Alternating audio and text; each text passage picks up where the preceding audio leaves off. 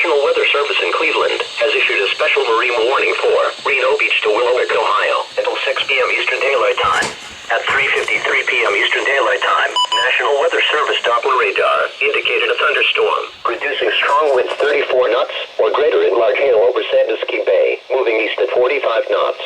Other locations in the warning include but are not limited to Huron, Lorraine Harbor, Avon Point, and Cleveland. Mariners can expect gusty winds